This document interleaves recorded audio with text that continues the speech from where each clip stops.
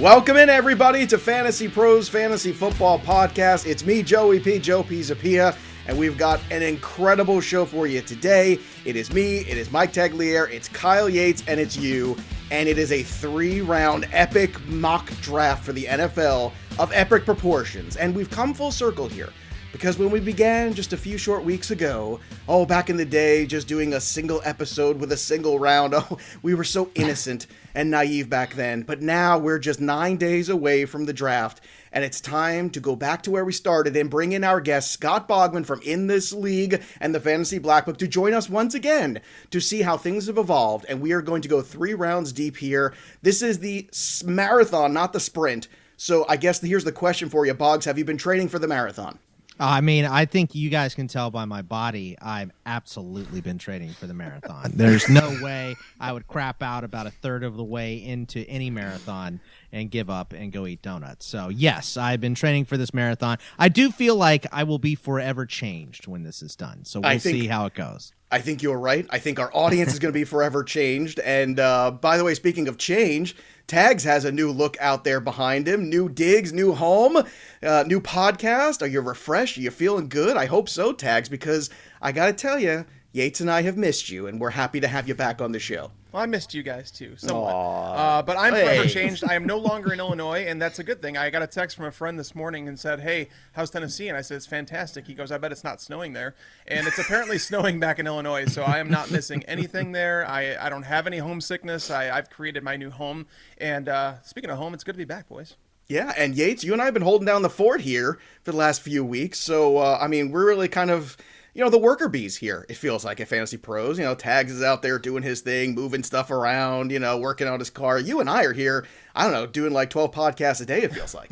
Yeah, when people think of Mike Tagliere, they don't think of worker bee. I think that's really what this comes down to. No, for us to take that title, I really don't think that's fair. No, it's good to have Tags back. As much as he frustrates me, as much as he's a pain in my butt, it's good to have him back here.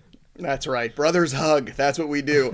All right. So today, this is what's going to go down. We're going to go through 3 rounds. We're going to give you some short analysis on all the picks. There will be a little bit of movement here and there with some of these picks. But before we even get going, I want to remind everybody it's very important because the draft, like I said, is just a few days away.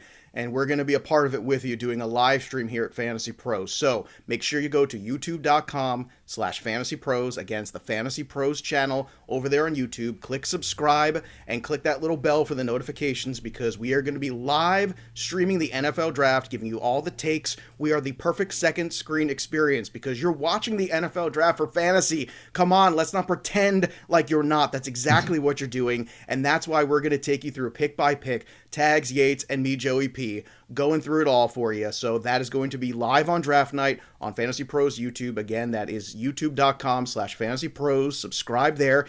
And if you want some more deep dives, Ray Garvin and Kyle Yates are doing a terrific job over on the Dynasty Fantasy Football Podcast, so you should subscribe there too. They're doing some fantastic work in terms of some of these players that are going to be later on picked in the draft that you might need to know for your fantasy league coming up, especially those Dynasty leagues that obviously are so popular nowadays, and we want to get you all that information. Plus, we're going to have another 2-round mock next Monday on the 26th, so that's going to come out too. Maybe a little bit more of a deep dive on some of those early picks, because today, like I said, it's the marathon. So get to the starting line. Let's go. Let's kick things off with the number 1 overall pick, the Jacksonville Jaguars, and our guest, Scott Bogman. You are on the clock. Let's go. How fast will you throw me out of here if I took Sewell first? Very fast. Just get out. Just leave right there. It's obviously Trevor Lawrence. Show. Okay. It's been Trevor Lawrence the whole time. This is the easiest pick in the draft. Let's go. Yep. All right. There you go. So very simple there. That means the Jets, we still at a foregone conclusion here, Yates. That is Wilson. Yeah, it's really hard because you can look at what Justin Fields has done throughout his college career and the pro day circuit, and you can just say, like, why is he not in more consideration here for the number 2 overall pick? It's just a foregone conclusion, like you said, that it's Zach Wilson. But for me, I am going to stay chalk here. I will go Zach Wilson here. We're trying to predict what this NFL draft is actually going to look like. There are no signs for me to move off of Zach Wilson here, the quarterback out of BYU at number 2 overall to the New York Jets. Now is where the draft starts to open up at the 3 spots. Still a lot of rumors flying around. It seems like constantly evolving around. And Tags, you're the perfect person because you've had a little time here to kind of reset yourself and look at this third overall pick. I know where I think the 49ers should go, but I want to hear where you think they're going to, because today is about predicting what's going to happen. So what are the 49ers going to do? What did they move up to take?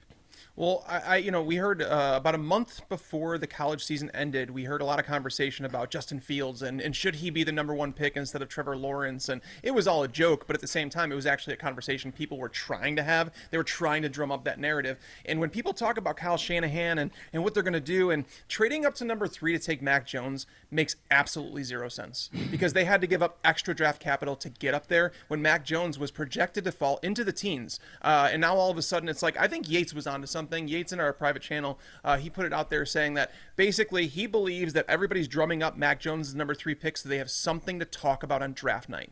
There is zero reason you trade up to take a guy like Mac Jones at number 3 overall. So I do believe it's going to be one of the Trey Lance or Justin Fields. I'm going to say Justin Fields out of Ohio State is the quarterback that they're going to take at number 3. And Vegas actually right now is suggesting that he is the favorite to go number 3 overall.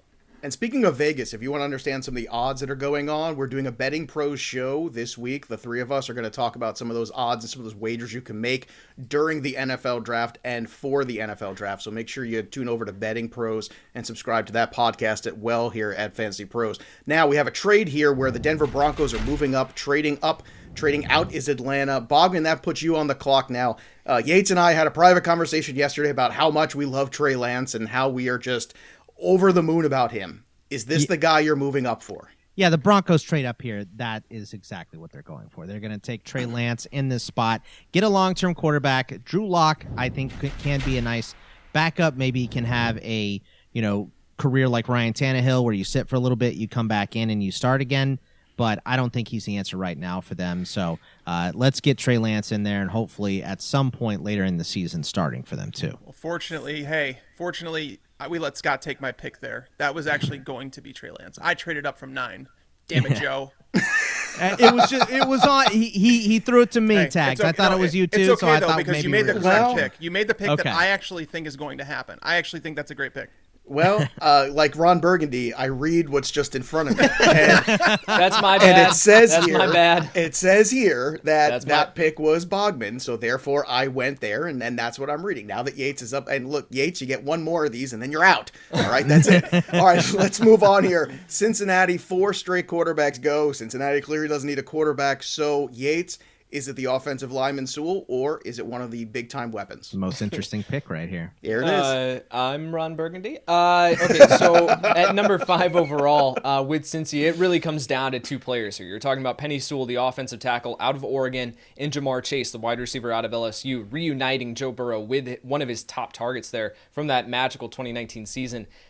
As much as I would love to just see, the offensive firepower that could happen with Chase here in Cincinnati, with pairing with T. Higgins and Tyler Boyd and Joe Burrow, I just think it would be phenomenal. You got to get him some protection. Riley Reif signing him in free agency does nothing to sway me off this pick. You can move Sewell or Jonah Williams inside. You can move Reif inside if you want to. If you're not comfortable with Sewell's arm length, you can move him inside. There's a ton of versatility, and you're really just looking to get your best 5 on the field. So Penei Sewell, the offensive tackle out of Oregon, as much as there is a conversation, I truly do believe that it's going to be Sewell here at number 5 overall. You win and lose on the line, and this is exactly what you want to do, I think, if you're Cincinnati. Miami is up next, and Tags, I just want to make sure you are the Dolphins, yes? I am the Dolphins, yes. All right, very good. All right, so Dolphin Man, take us away. And this one's really tough because, like, when someone initially brought it up to me that the Dolphins could potentially take Kyle Pitts, I pushed it away because I was like, Mike Gesicki hasn't been bad. He grew into a player over year 2, and it seemed like things were going in the right direction, but not taking a wide receiver here, like Devonta Smith should be under consideration for the Dolphins, but ultimately I do believe that NFL teams are viewing Kyle Pitts as a once-in-a-generation type player. A guy that's a sensational athlete that reminds me a lot of Vernon Davis when he came out. I know Vernon Davis's career didn't start out like a lot of people thought it would, but ultimately he turned into a solid football player.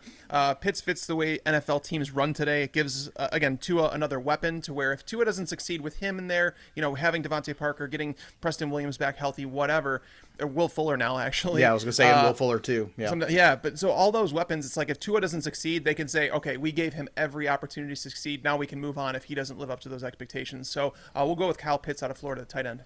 That puts the Detroit Lions up next. Bogman, you are on the clock. Well, the last time we did this, I took them a defender because I went over their defensive stats, and they're the worst in everything in the NFL. So they were terrible. But they have so much of a need, and right now their number one wide receiver would be Brashad Perriman or Tyrell Williams. Let's go ahead and give them Jamar Chase out of LSU, the number one wide receiver prospect on the board. And on my board, let's give them the best player available because they need so much. It's not going to matter if they add on to that defense. It's going to be bad anyway. That is one heck of a replacement for Kenny Golladay, let me tell you. All right, now on to the Carolina Panthers. And Yates, you are up. Chase and Pitts just went off the board, so where do they go? Yeah, well, Carolina now has their quarterback in hand, right? They've actually got two, where you have Sam Darnold and Teddy Bridgewater. Let them battle it out in camp. If you move on from Bridgewater, then it's Darnold moving into next year. So let's get him some protection here. Let's go Rayshawn Slater, the offensive tackle out of Northwestern. There's actually some buzz that NFL teams view Slater over Penei Sewell. So we could see that, if Cincinnati sticks there at number 5 overall, they take Rayshawn Slater. And then Penei Sewell goes here to number 8 overall to the Carolina Panthers. But Slater brings that versatility where you can play him inside at guard, you can kick him outside and just start him there. He's got some impressive tape. So I'm going to go Rayshawn Slater, the offensive tackle out of Northwestern. Now, it's funny because, you have a situation here with the Panthers where they have two quarterbacks, but do they have a quarterback? That is going to really be the question at the end of the day. I just want to say, will go be that guy. And I want to say, Peter Schrager of NFL Network, he came out today with his mock draft, and he said that he thinks if Justin Fields were to fall to 8, that he's not convinced that they don't draft a quarterback there. And basically what they gave up for Sam Darnold doesn't suggest that they're absolutely they're all in, where they sent multiple firsts or anything like that. I don't believe that's going to happen. Again, I don't even think Fields is going to be there, but it's worth saying that some people around the NFL seem to think the Panthers could still take a quarterback there.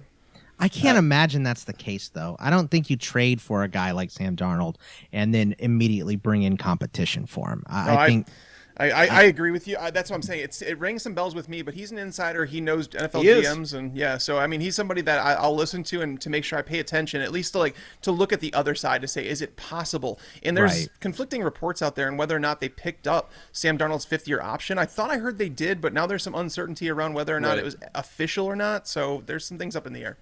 Boggs, you're on the clock now for the Atlanta Falcons. So where are you going? Oh, so I still get to pick for the Broncos. Oh, you can go ahead, take it, buddy. Okay, all right. Well, I'll take Christian Darrisaw for them, the offensive tackle out of Virginia Tech. I think this team needs a little bit of everything. So outside of weapons, they need a running back, but this is too early to reach. Obviously, they need some help on defense. I don't know if I want to take a defender here for them. So let's give them a tackle. Let's give them Christian Darrisaw. Boggs, let's stay with you with the Cowboys. Is it what it's been every single time, which is a cornerback? Because I don't think we've done a mock where the Cowboys didn't get a corner, so I really want to stay consistent somehow. I didn't even put it on my sheet. It's Patrick Surtain. This seems as locked in as you can get at pick number 10 in the NFL draft. We've heard they like Kyle Pitts. Maybe they want to move up or something. They've got enough weapons on offense. There's other tight ends they can take later. They've got enough. So give me Patrick Surtain for the Cowboys. I think that'll make all the Cowboys fans happy too. All right, the Giants lost a lot of games late last year. Is it a defensive pick here, Yates, for the G-men, or there's another offensive lineman? Where do they go? Yeah, let's go with an edge player here. Let's go with Jalen Phillips, the edge player out of Miami, who in a very early mock draft that I did, put them at 2 or 3, and I got several comments that were like, Jalen Phillips, there's no way that he goes this high. It's Jalen Phillips. And then we slowly see that he has risen up draft boards to the point where, as long as his medical history checks out, which is unfortunately something that we're not going to have clarity on in the media unless it leaks. But Jalen Phillips is for everything that you want from a talent perspective at edge. They desperately need that position to be shored up here. So unless they trade down, which is actually in the cards now apparently, it's going to be Jalen Phillips here for me, edge out of Miami. All right, one of the more fascinating picks here are the Eagles. And Tags, you're on the clock here at number 13 because obviously the Eagles can go lots of different ways. And this is another one of those moments where I feel like in the draft, what we talked earlier, like whatever Team X does, that kind of has a ripple effect. And I feel like this is that other spot here. So where do the Eagles go in your opinion? Yeah, they were accepting some trade calls here, but ultimately nothing seems to be working out. So they're going to stay here, and they're going to do what they promised. They said they're going to get Jalen Hurts some weapons, so they're going to draft Alabama wide receiver Davante Smith. I like how you hesitated there. You kept us on Alabama wide receiver, Davante Smith. That's very nice. That's what it's all about, right, Joe? There's so much tension. Joey P does TV. He knows. Yeah, I'm the so famous. Showman. I was literally just about to say that, Boggs. Was literally just about to say that. Listen, you want to we turn watch round Brooklyn 2? Nine-Nine. You want to turn round 2 in a musical? We will do that. All right, let's go with the Chargers here at 14. Boggs, you are up. I mean, look, I know that the Chargers really need a tackle, but with all three of the big ones, I think in the first round being off the board at this point, let's give him a corner. Let's give him J.C. Horn out of South Carolina. I think that could really shore up a need for the Chargers. So let's go with J.C. Horn. All right, that puts Minnesota on the clock with Yates at number 14. Yeah, we've got 3 rounds to go through, fellas, so let's just make this one short and sweet. I'm going to go Elijah Vera-Tucker here, the interior offensive lineman / offensive tackle out of USC. Brings that versatility where if you decide that Ezra Cleveland is not who you want at left tackle, you want to keep him at right guard, that's perfectly fine. You can start Vera-Tucker there on the left tackle spot, or if you want to start Vera-Tucker at right guard and kick out Ezra Cleveland, perfectly fine. You've got that versatility. Keep a strength here for the Minnesota Vikings and build on that run game. Let's go Elijah Vera-Tucker.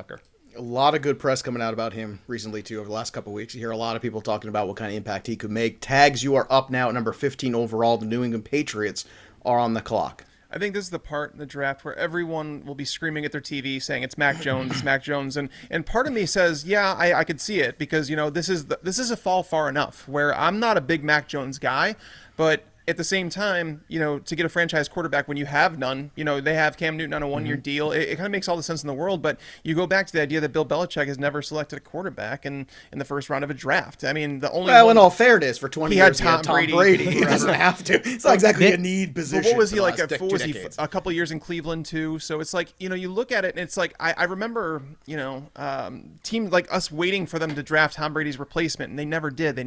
Hey, Boggs will tell you. I was texting him at the time. I was like, watch them take Lamar if he falls all the way there. And he was right there for the taking. I said, wouldn't that be the most Belichick thing to go something completely different, completely off the board? And then he passed, and I thought it was a terrible mistake. But you're right. He hasn't had to take a quarterback, but who does he take instead? Well, that's the thing. I want to do a consensus pick here. I want to ask you guys for help because I'm torn on it. Jalen Waddle is someone that legitimately he's that one play that big play wide receiver that they need. Nelson Aguilar is a fine wide receiver, but he's not a guy that could take it to the house every single time he touches the ball. Jalen Waddle is that guy, and Jalen Waddle is after Julian Edelman retiring, they do have some voids there. They have a lot of question marks. Nobody on that depth chart is safe. So to me, I think Jalen Waddle would make a ton of sense to them. But I could hear people listening to this mock draft right now and saying, it's got to be Mac Jones. So I'm going to ask you guys, what would your vote for this pick be?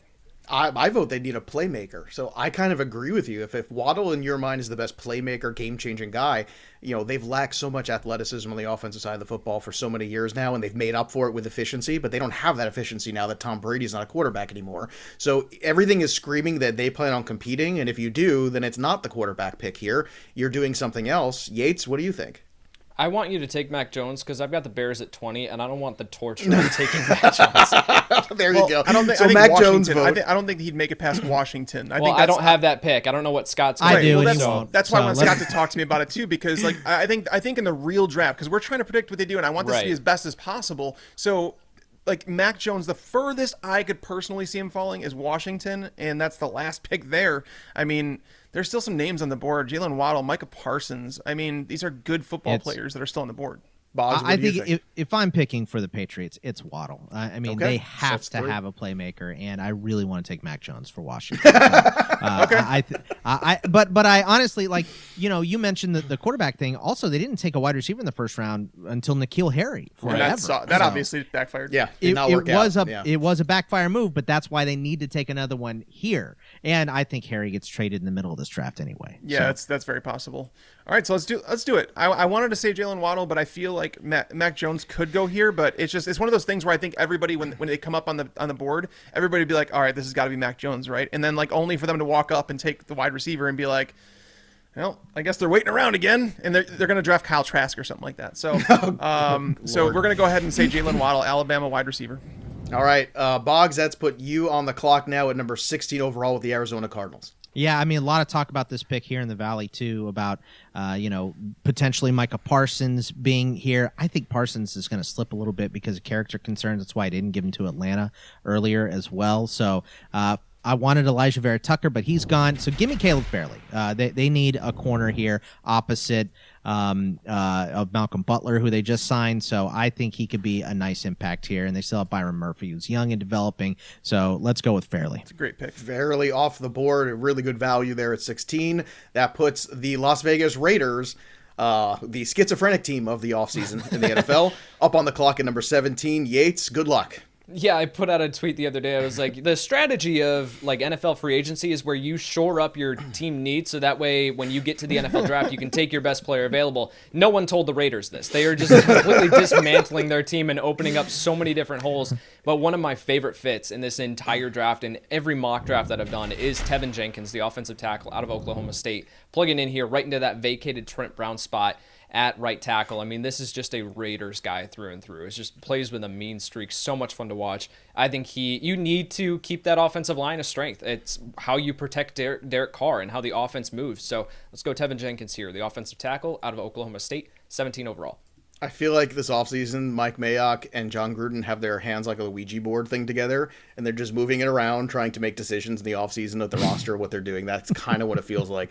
Miami is up next. That puts Tags back on the clock at 18, so they've already got one big impact player. Do you go for a second on offense, or do you shore up the defense a little bit, or maybe the line? No, Micah Parsons falling to 18 is a situation where you run up to the podium and snag him. Nice. Yeah, linebacker out of Penn State. You take him. They have serious needs at linebacker. Jerome Baker has been just a guy for a long time. So they need to get a playmaker in the middle of that defense. They've been rebuilding the defensive front, bring in the back end of it. I would love this pick for them if he fell to them. I don't think Parsons falls to 18, but if he does, they should run up and take him. All right, Boggs, at 19 at Washington, Mac Jones is still on the board. I don't want to speak for you, but are you enjoying this? Is this exactly what you were hoping to happen? Yep. I think this is a perfect landing spot for him. I think he's pro ready. I think I'm more in on him than Tags is. Tags doesn't sound very excited, but I feel like, there's been a lot of down talk on him because, the Niners moving up to 3 to take him would be ridiculous, and right. He's not good enough to move that much draft capital for, but I still do think he can be a quality quarterback in the NFL, especially learning under Ryan Fitzpatrick for a year or half a year probably, most likely. So, yeah, let's give Mac Jones to Washington. Yates, your Chicago Bears, number 20. Where are you going? Okay. Thank you for taking Mac Jones there. Okay, so Chicago. I mean, obviously quarterback is a huge need, but I think that you can address that with a later on pick, and I think that one of those guys is going to be the eventual replacement for the next coaching staff or front office there. I don't think that Andy Dalton is going to do enough to save Matt Nagy and Ryan Pace's jobs here. So I'm looking at the offensive line, and I'm going to go with a guy who I've got to find him here on this list. That's Samuel Cosmi. I'm going to go Cosmi here, the left tackle out of Texas. I don't really understand why the national consensus on him is down. This is a really, really solid football player who is a great athlete. So very, very solid player that you can just plug in there at left tackle. You can move Charles Leno around. You can cut Charles Leno because you get a significant cap savings there. So let's address the offensive line here at pick number 20. Let's go Sam Cosmi, the offensive tackle out of Texas. Boggs enjoys this pick. He's very happy with this. That's right. Hook 'em, baby. And, of course, if you want to watch this, if you're just listening to the podcast, we're doing this on YouTube as well. So you can see the draft board in full. We've got some really cool toys here thanks to our AV folks here. Chris does a phenomenal job here on the podcast, on the YouTube side of things here, presenting the show. So you can watch these draft boards as we're going through. That puts Indianapolis next up at number 22. And Mike Tagliere, that's you. It is. Hey. Hey. All right. So this is a pick that I don't necessarily like, but again, we're trying to predict what NFL teams are actually going to do. Mm-hmm. And it seems the consensus opinion among all insiders is that Kwity Paye is going to go inside the top 20 picks. We're obviously at 21 now, so it's outside that territory. So I think we're nearing the point where it's like he's probably going to be off the board. And edge rusher is a need for Indianapolis. While I do not like Kwity Paye very much out of Michigan, he is someone that the national media is very high on, and typically that. This is the low point because some people are expecting him to go as high as, I think, 12, which, again, I don't see it. But I think right here makes some sense for him to go to Indianapolis. Well, typically this is also the edge rusher portion of the draft here. In case you're new to Fantasy Pros, anytime we get into the 20s now, it's edge rusher, edge rusher, edge rusher after quarterback for the first 5 picks. All right, let's go to Boggs. You're up on the clock, Nick. The Tennessee Titans, obviously a lot of holes still to fill on this roster. Yeah, I kind of actually wanted Kwity Paye for them. Jalen Phillips already being gone too. They could definitely use an edge rusher, but I think they need a replacement for Dory Jackson on the outside at corner. So let's give him Greg Newsome, the cornerback out of Northwestern. All right, Yates, the Jets with their second pick. They've already taken the quarterback Wilson. And you know, just real quick, Yates, you know, if you were up there at the top with the Jets, would you take Lance over Wilson even if Lance wasn't ready to play right away? I would. This is a Jets team that is still rebuilding. They're nowhere near ready to compete yet. You know, you've got significant draft capital over the next couple of years where you can take some shots on some guys that aren't exactly ready yet. But the ceiling for Lance, I think that you put, and it's not to say that Zach Wilson is a bad quarterback. Like he's a good quarterback, sure, and he could absolutely be a very, very competent starter in the NFL. But at number 2 overall, Lance is my QB1 in this class. I made that jump here this past week to move him back up there. So I've got Lance there, and then Trevor Lawrence, and then I've got Justin Fields at 3, and then Zach Wilson there at 4. So I like him within the top 5, but necessarily at number 2 overall, there are some other guys I would take over him. All right, so where do the Jets go here for their second pick? Yeah, you've still got, with Robert Saleh, you've still got some critical needs there at both corner and edge, with the corner board kind of getting picked apart here, where you could see Caleb Farley, if he's at this spot of the draft where, you know, because he falls because of his back concerns, well, that could be a spot where because again, you don't need him to start right away. You can wait until he rehabs, and you can kind of take that slow approach with him, with this team being in rebuild mode. There is a player who Benjamin Albright on Twitter just put out the other day who is actually my edge 2 and has been my edge 2 in this class for a long time. That's Joe Tryon. That he is going to go a lot earlier than people are expecting. Joe Tryon, the edge rusher out of Washington. So I'm going to take him here because he didn't play in 2020, opt-out player. Still needs some time where you think that he can hit his ceiling, but he's really refined to begin with. So I'm going to go with Joe Tryon here at 23 overall. Get them that edge rusher opposite of Carl Lawson. That'll be a ton of fun. All right, there you go. So Pittsburgh up next, tags number 25 overall. Can they afford to pass on Najee Harris here? Ooh, I'm a little taken aback by Joe Tryon going there that early. My goodness, Tags early. has the vapors. Albright said that he got laughed at when he talked to inside sources that said he was going to be, or when he asked if he was going to be there in the 40s. So Tryon's going in the first round. By the way, I mean, Tags, you've lived in the South now for a week, and you're already saying, "Oh my word, I do declare!" Like I just want to say, like it's a little much. Loaded. Oh lordy, I can't believe this so much. So where do the Pittsburgh Steelers go here, Tags? This one's so tough for me, just because there's players on the board that I didn't expect to be here. To be honest, we have to figure out a way to replace Bud Dupree, and it's rare to get a pass rusher down this far that has the upside that Gregory Rousseau does. Now, Rousseau should and probably will go before Tryon, but there is some question marks, right? And that's part of the reason I think Tryon and Rousseau have slid down boards is that, you know, we're hearing word that there's draft insiders that are saying that players that opted out are going to fall further than people expect them to, because sometimes people take that year off football and it's just like they don't come back the same player. And to spend a high first round pick on those guys is tough to do. So Rousseau was someone that I think if he had played this year, he'd probably be going where Yates, right around where he took Jalen Phillips. That's where he was expected to, but we only have 1 year of dominant film and then an off season. So for the Steelers to get him down here at 24 to replace Bud Dupree, I think it would make all the sense in the world, because you don't even need Rousseau to come in immediately and just like be the guy that's generating your pass rush. Right. Obviously, they have one of the best in the game to do that. Well, that helps to have Watt on the other side. For Obviously, sure. it helps. You can see a lot more single coverage for Rousseau. It's a best case scenario for him. So Yeah. that certainly makes a lot of sense there. Jacksonville Jaguars back on the clock for their second pick in the first round. Boggs, where are you going for them? Hold on, really quick. Tags. Let's make a bet. NFL draft live stream. Rousseau goes outside of the first or top 40 picks. I can see that. I can see it happening, but I can see it with Tryon too. I think Rousseau should go before Tryon. I will say Rousseau did not test anywhere near what he needed to with his film. So his pro day was disappointing for sure. Yeah. So is that a non-wager? I mean, Boggs, you and I are sitting here on the outside. I have no idea what just happened. I'm not even sure. Did we get a wager? Is someone eating squirrel? squirrel? I put it out there. I think we might have to settle this on Monday. On Mondays, when you watch the second round, the 2-round draft show on Monday, we'll have an answer for you. We'll give them the weekend to think about it. All right. His chicken sounds are being made, which is also what Tags hears down in the South. Now he's got a farm. He's got all kinds of stuff.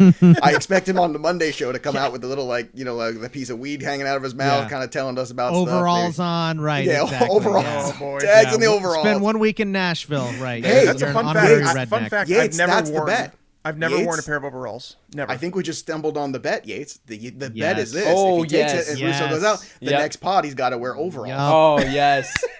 Perfect.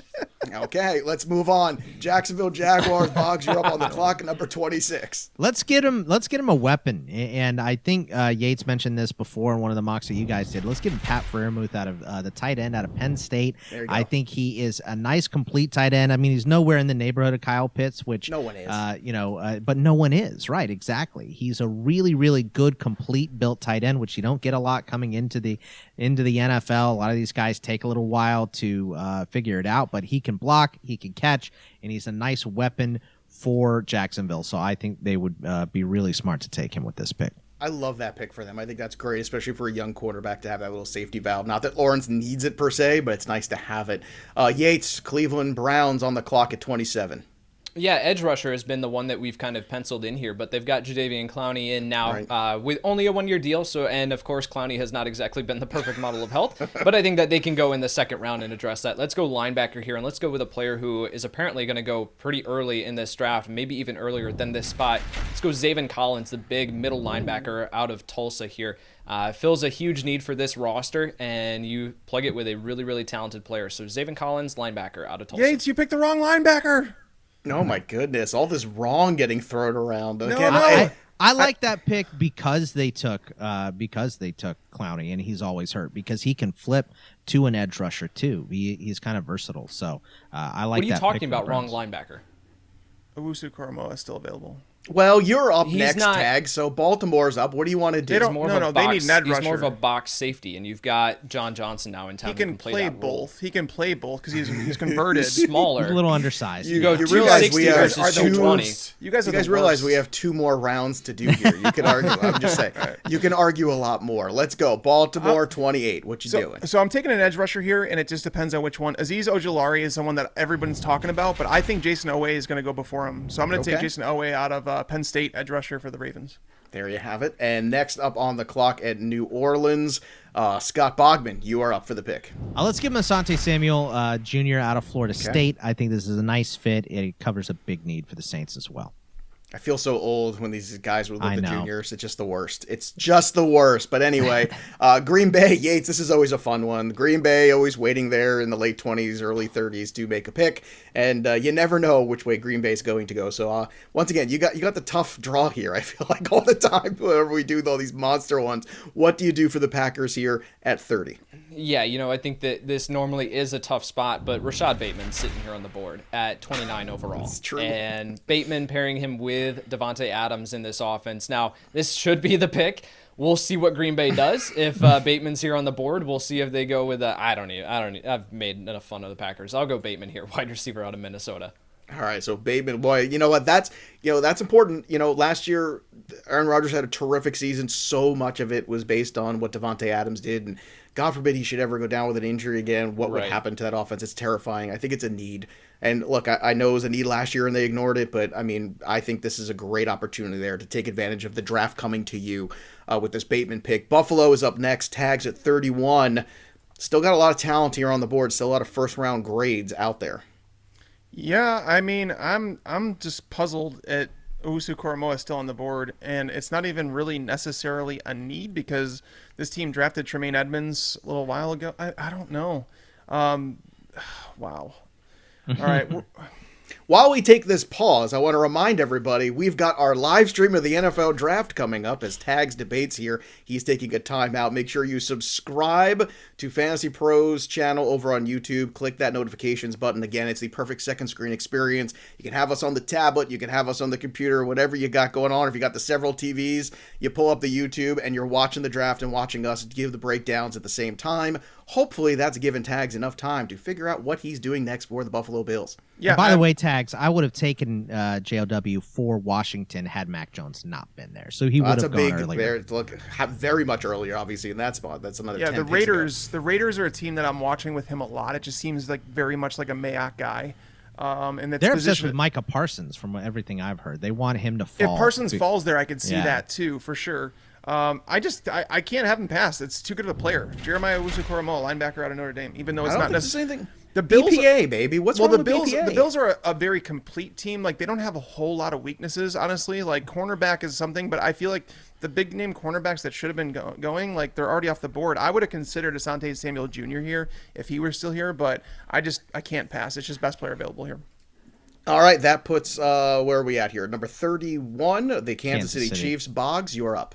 Yeah, I think they would be disappointed if JOW fell all the way down there and they didn't get him one pick away at 31. So I definitely would have taken him for the Chiefs here. But look, I know a lot of people have been mocking a wide receiver to the Chiefs. I just don't see that happening. You know, we saw what the issue was in the Super Bowl. It was offensive line. So Correct. I'm going to give him Liam Eichenberg, the big tackle out of Notre Dame. I think you can plug him and play him. And, you know, they still have Tyreek Hill and Travis Kelce and Clyde Edwards-Helaire and, you know, Mecole Hardman is still a big part of their plans as well. So I think they have more than enough weapons, and there are tons of wide receivers still left on the board to get later. So give him Liam Eichenberg, the big tackle out of Notre Dame. Yates, you are up to close out the first round with the Tampa Bay Buccaneers. Yeah, let's look at, you've got Ndamukong Suh coming back on that one-year deal.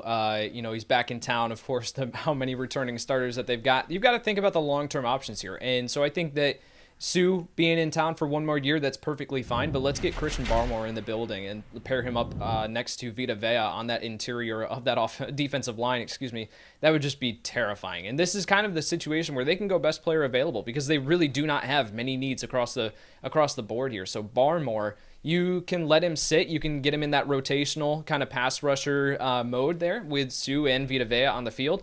And then year 2, take the training wheels off and let's go to work with Barmore and Vea on the interior. Yeah, Barmore and JOW falling, that's surprising, but at least they did still wind up in the first round. Yeah, but you know what? This happens every year. Somebody falls that we are like, I can't believe so. Somebody always falls every single year. There's 40 players who are going to go in the top 20 picks based on all the reporting and stuff. Isn't that funny how that math just never seems to work out the same? And Joe Tryon's going to be one of them. I hope so. Overall, get it? Overall, it's a really good pick. All right, let's move on here. Oh, baby, I hope you say yes to this bet. All right, let's move on to the second round. And look, in the interest of time, since we're doing 3 rounds today, if you want to see the board, head over to the YouTube channel. It's a perfect chance to do that. And you could see the entire board for the first round, and you could see how everything flew over there. Let's move on to the second round, and it kicks off here with the Jacksonville Jaguars and our own tags. Tags kick things off here for round 2. Jacksonville wants to rebuild this team. They have to do it by taking the best player available all the time. Basically, that's what they have to do. The best player on the board right now is safety Trevon Moehrig out of TCU, and it's also a need for them. They've grabbed a couple safeties in free agency, but no playmakers that are even close to his level.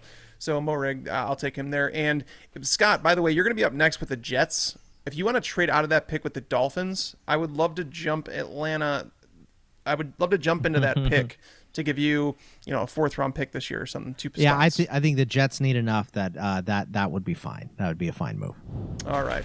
So we're live trading. This is exciting stuff. In case you're trying to figure out what's happening. This makes a ton of sense. I mean, I know exactly. Of course it does. Well, I think I know exactly where Tags is going. All right. So the Jets trading out here, acquiring more picks. Boggs is trading out of this spot here, and you're moving up with who again? Are you moving up with Tex? With Miami. I'm just moving up Miami. 2 spots. I'm actually jumping both the teams. So the Jets traded out of the pick. They were a team that I was worried about in Atlanta. I'm jumping those 2 teams because they both have a need that I do, and it's running back. I'm going to move up to take Najee Harris, running back out of Alabama. What are you offering? It was a 4th-round pick. They don't have a 4th-round pick. Well, it's a future 4th-round pick, damn it. All right, so Najee Harris now going to the Miami Dolphins here at number 34 overall with this little swap. So Atlanta kind of gets sniped there if they had their eyes on him. Yates, where do you have your eyes on if you're the Falcons? Yeah, I knew that as soon as he said Miami wanted to come up, I knew exactly where he was going. So I am now trying to keep track of everything on our. You're doing a great job on our spreadsheet. I want to take a pause to say how great of a job Yates is doing of keeping track of everything. I mean, it's moving fast and furious. So it is. I am impressed. Okay, so 35. Atlanta took Christian Darrisaw right in the first round. So let's get that running back. I'm fine with Najee Harris going off the board. It would have been a perfect fit. But yet there's another guy here who is an additionally great fit here. So I will go with Javonte Williams, the running back. I knew that was going to be the guy. I knew it. I knew that was going to be the guy. I've done enough shows with you the last 2 weeks talking about him. I could have predicted this. No overall bet needed. I would have exactly known where you were going. So Williams off the board here to Atlanta. That puts now the Jets on the clock. And Boggs, you are making this pick, correct? Yeah, and okay. If the Jets are trading out of here, look, I know they could use Travis Etienne, and it would be a good pick and everything. But they're not gonna. If they wanted it, Etienne, they would have taken him with that first pick. So I'm gonna give them Azeez Ojulari, the edge rusher out of Georgia. I think it's a pretty decent need. They're really good on the interior of the line for the Jets. They need a pass rusher, so let's give them Ojulari. All right, there you have it. Number 37 overall now. Boggs, that's also you with the Eagles, correct? Yeah. For the Eagles here, man, I'm actually having a tough time deciding between do I want to go with an interior offensive lineman or if I want to give them a corner. But I think the corners are flying off the board a little bit, so let's go with Eric Stokes.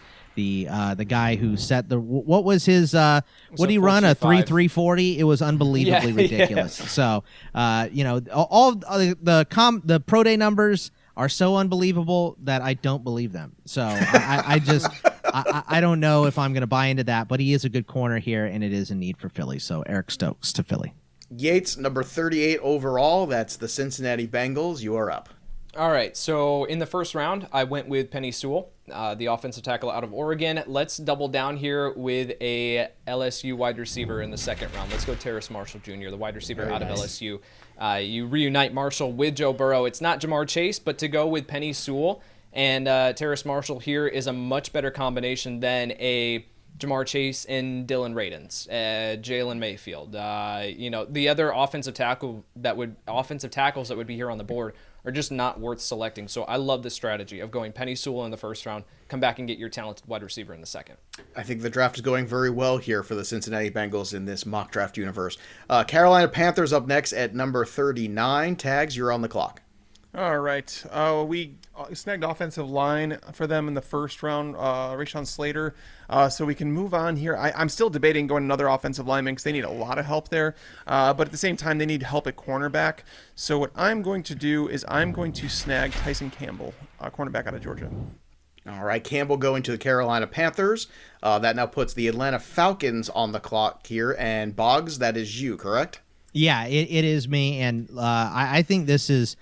for what I had for Denver for this spot, I think it could be the same. So let's go with Browning, the linebacker out of Ohio State. Dang it. In the first snipe, Yates is unhappy about that one.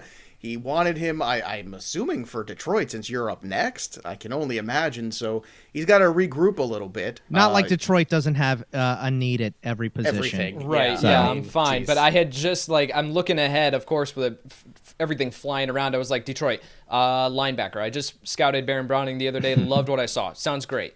And then he gets... Well, it sounds like you made the right pick there, Boggs. And look, the Falcons need to get more physical. I think we could all agree on the defensive side of the football. That's been so lacking. I wanted to take them Parsons where I took them Darisaw, but I do think Parsons is going to slip because of character concerns. So I don't think he can be a top 10 pick. And it's very possible. We've seen that stuff happen before. But, if you go back to the year they made the Super Bowl there, that was a very young defense. They were very athletic. They had some moments. They were very green. They kind of never recovered from the letdown of the Super Bowl, and I think they got exposed a lot, and the physicality just was not there. And continuously, this is something they have yet to address, I think, in the draft, and hopefully this draft they will. Yates, I filibustered a little bit to give you a little bit more time now. You're welcome. So Detroit, you are on the clock. Are you ready to make the pick? Yeah, with Detroit, you're heading into a multi-year rebuild, and Boggs said, the needs across the board. So let's go with a corner who might not be ready to be that, locked-in starter year one. If you're a team that's in a win-now window, like Kelvin Joseph, the corner out of Kentucky, might not be the guy that you want to rely on. But the long-term projection for Joseph, if he can iron out a few of these little kinks that he's got, has just an incredible talent and ability to be that lockdown corner opposite of Jeff Okudah. So let's go Kelvin Joseph here, corner out of Kentucky. Now, Tags, your pick is already in with the Giants here, I believe. You did not waste any time, so go ahead. You were very excited and ready here. You had the card ready to go. Indeed, they have the weapons there. They added a defensive piece, an edge rusher in the first round, so it's coming back to the offense here to protect Daniel Jones, and again, give him every excuse not to fail. And we're going to select Alabama center Landon Dickerson. All right, Dickerson out there for the Giants. Now the San Francisco 49ers at number 43 overall. Scott Bogman, you are on the clock. Yeah, I think this is another guy that kind of slipped a little bit. Levi Anwerske from the University of Washington. They brought in Kinlaw, and Kinlaw is a good tackle, but I think they could use another meaty space eater up the middle there. So let's give him Anwerske. Meaty space eater. There you go. You put that on the resume. How about that? Number 44 is the Dallas Cowboys, and that means Yates, you are up for the pick. Yeah, I think you got to look at edge here, where you have a need opposite of DeMarcus Lawrence. Offensive tackle could certainly be in consideration, but there's not really one that I feel is worthy of this spot. I'm not an Alex Leatherwood guy. He's sitting here at kind of the top of the consensus board, but nope, I'm not going there. I think that he falls a little bit comparative to the national media, and then Dylan Radin's not really in consideration here at this spot either. So I'm going to go edge, and I'm going to go with Ronnie Perkins, the edge out of Oklahoma. Speedster off the edge, I think, is a really solid complement to DeMarcus Lawrence, who plays with those heavy hands and plays with that power. Ronnie Perkins gives you that speed off the opposite edge. So I will go with Perkins here out of Oklahoma at 44 overall. The Jags have so many picks. Tags, you've got one of them here at 45. What are the Jaguars going to do? The Jaguars, again, they need to take best player available, and it seems like a player that is high on everybody's board that I'm not necessarily on board with, but Jamin Davis, linebacker out of Kentucky. Some people are saying that he's going to be the first linebacker selected. I think that would be a mistake, but again, these are things that we're hearing. These are not things that we would do. So Jamin Davis out of Kentucky. All right, gentlemen, you guys are the college football nuts here. Any word about Davis for you guys? And we'll take a pause here and talk about this player a little bit. Boggs? Yeah, he's getting a lot of helium right now, and I do really like him. He's going to be a nice I've started looking into IDP stuff, and I'm really excited for where he lands. So ending up in Jacksonville is a pretty good spot for him. Yates, is the helium warranted?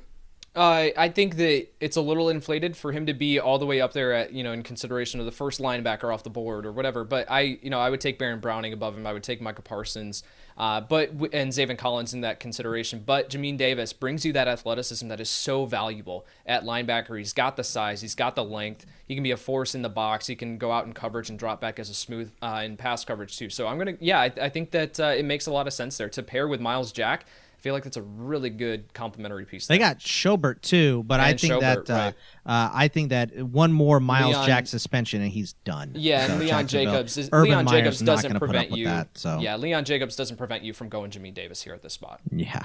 Boggs, you are up next now, number 46 overall. The New England Patriots are on the clock. I almost want to cede this pick to you, Joe, because this is your team. No, don't we went wide receiver in the first round for them.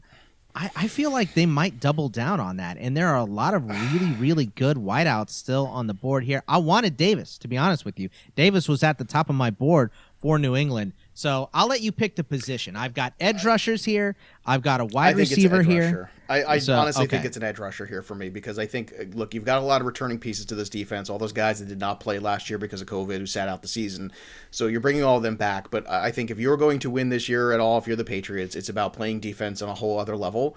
So the more you can do that, it's one thing to use that first round pick on Waddle and take that playmaker guy and hope that in free agency between Smith and Aguilar and Bourne that you did enough there and Damian Harris continues to progress because I think he did well last year. I think there are a lot of good moments for Harris. It's just whether or not you're going to trust him at the goal line or is it always going to be the Cam Newton show there, which I think we know the answer to that so far.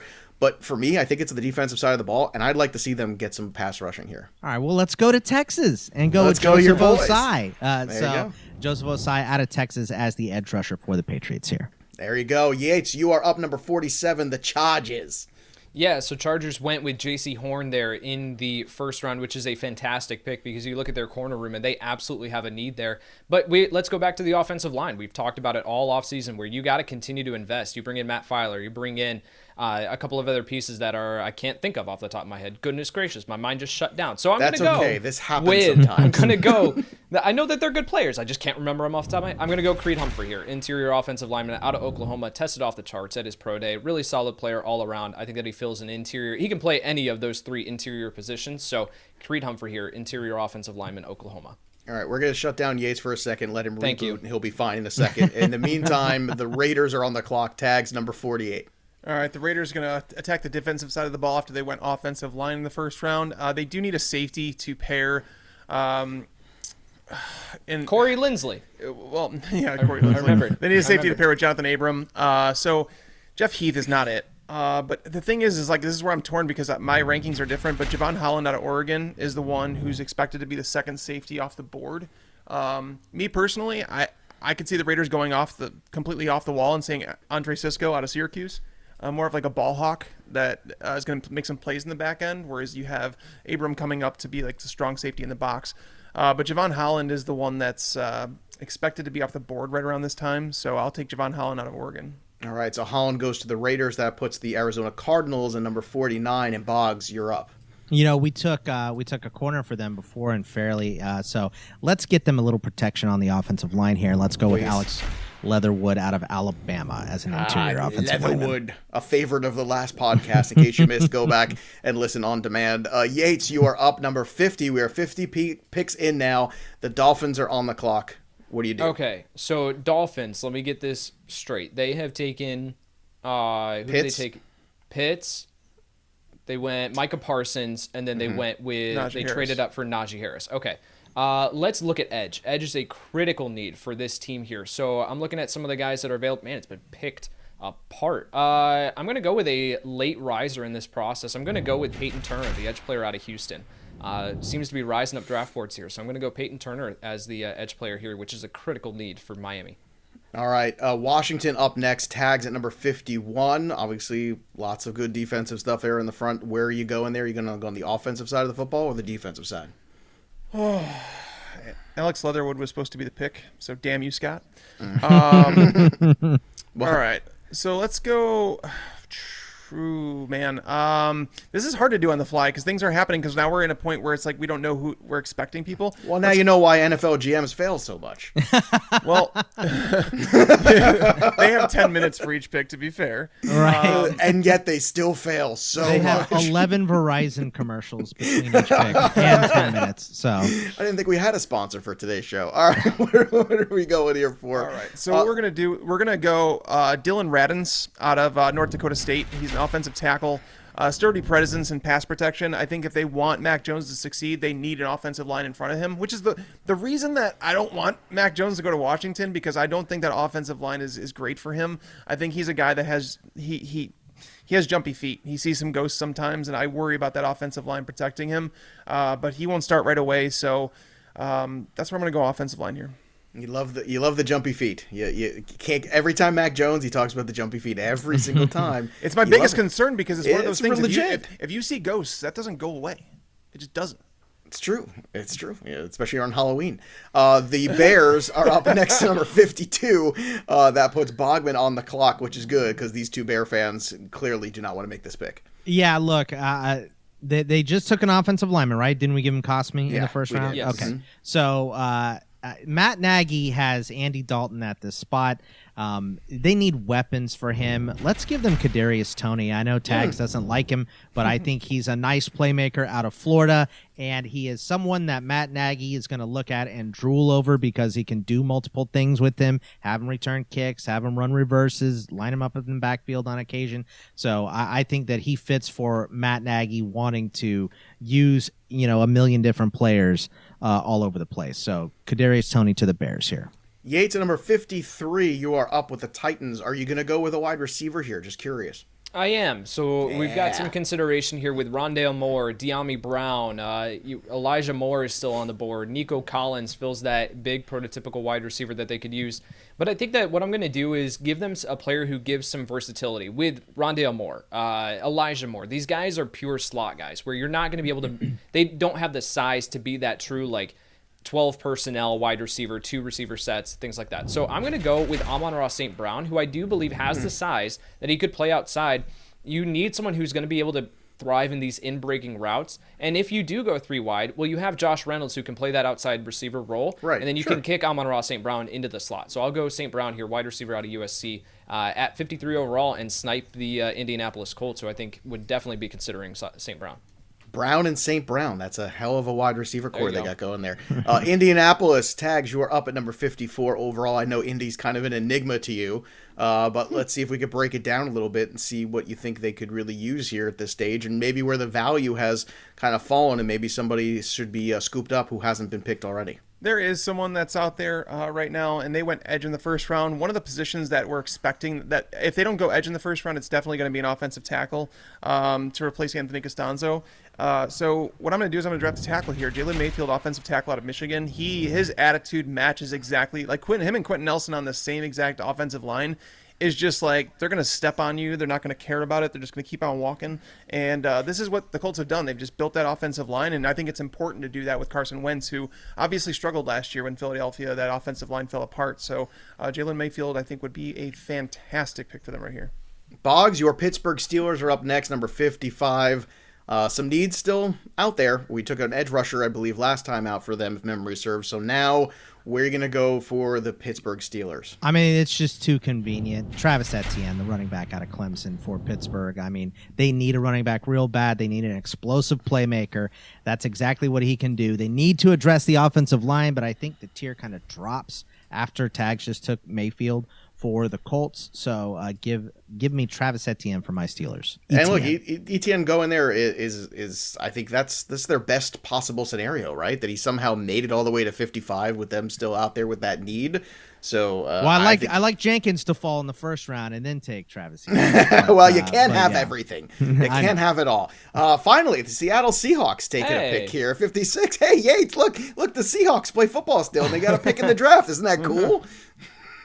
Yeah, let's go with, Russ has been clamoring for some offensive line help. For some, I think that let's go Brady Christensen, the offensive tackle out of BYU. You look at his athletic testing numbers, it is just absolutely ridiculous what this guy can do as an athlete. And then he's actually a pretty solid offensive tackle prospect. Now, he's got some things that he has to work on. That's the reason why he's here at 56 overall.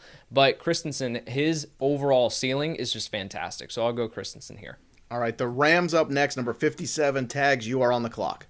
All right, I'm going to take it's their first pick, too, so it's weird that these two are going back-to-back with their first picks. I'm going to take linebacker Nick Bolton out of Missouri. The Rams, one of the biggest needs on this team is linebacker. Inside, outside, doesn't matter. They need linebacker help, and Nick Bolton is a guy that was getting some steam towards, earlier in the draft season as, a borderline first-round player. So for them to land him towards the end of the second round, it feels like a good value for him. With the Rams having depth issues, is there any way they trade out and maybe acquire some more picks here in the third and fourth round? It would make sense if they did that. That's what I keep thinking with this one pick that they got. It's at this point, can you just move back and just get some more bodies? Because I feel like when you look at the Rams roster, it's bodies that they really lack more than anything. Yeah. Yeah, no, it's a good point. And there's other teams that are like that. The Lions are a team like that. The Panthers are a team like that. Yeah, but the difference between the Lions and the Rams are one's a playoff team. And you know what? Exactly. You that's why trading back. That's why trading back. They may not do it, but a team like the Lions and stuff, if they're rebuilding, yeah, absolutely. All right, Baltimore's up next. Boggs, number 58. Where are you going? Man, I'm stuck on this one because, number one, I hate making a good pick for the Ravens. So right. I really know don't it goes against everything in your whole being. I understand that. But they got so many good wideouts left here. So let's give him Rondale Moore out of Purdue. I mean, just an absolute playmaker. Get the ball in his hands. I know was on the smaller side, and that's kind of what they have in Baltimore. But I think he's by far the best wide receiver left. I'm a little lower on Elijah Moore than a lot of people. But give me Rondale Moore out of Purdue for them. All right, so Cleveland is now on the clock. That's number 59 overall. Yates, what do you want to do here for the Browns? Yeah, I really quick with Baltimore. I think Diami, if they don't go with Rondale Moore there, who absolutely deserves to go in the top 60 picks here, Diami Brown would just be a perfect fit for them. Deep downfield passer, brings them the size. With Cleveland, we passed on edge rusher there in the first round. We went with the linebacker. Let's go back to the edge rusher here, and let's give him Carlos Basham Jr., the edge player out of Wake Forest. Brings that size. Ridiculous athlete in his own right, and you pair Myles Garrett up with Carlos Basham, you give him some of those rotational pass rush opportunities with Jadeveon Clowney in town. Well, Clowney can't take them all. Clowney at this stage of his career couldn't take them all anyway, even if you wanted him to. Right. So investing in that position makes a ton of sense, and you just get some athletes off the edge there. So Basham here at 59. I love that pick, Yates. I think that's a terrific pick there for them. And Tags, once again, was ready. He has run up the card. He almost tripped up the stairs trying to hand it in. New Orleans Saints, number 60 overall. Where are you going? Yeah, they're a team that, they've kind of Michael Thomas has kind of masked some wide receiver problems, but behind them they have nothing. And then they lose Emmanuel Sanders this offseason because they couldn't afford to keep him. So the number 2, Traequan Smith, the number 3, kind of unknown right now. It's kind of just going to be a camp battle. So they need to add someone there. And I think Elijah Moore, wide receiver out of Ole Miss, I think he makes a whole lot of sense for someone like Sean Payton, because Elijah Moore is not your typical wide receiver. He's a guy that I almost thought, could he be a third down back for an NFL team? And I feel like Sean Payton's the guy to maximize his skill set the way he has with a lot of different players. So Elijah Moore, a guy that's getting first-round buzz, which, again, he probably shouldn't go there, but he's getting buzz there for him to fall at the end of the second. This is where his fall, where it ends. All right, Boggs, the Buffalo Bills are up at 61. Obviously, very close last year to get into the Super Bowl. So, really, this is kind of a luxury item, it feels like, for them. So, where's the next luxury item for Buffalo? Yeah, they don't need a ton here. Right. So, I think, once again, we're in an area where edge rusher is important. It's rotational. Let's go with Janoris Robinson, the edge rusher out of Florida State for Buffalo.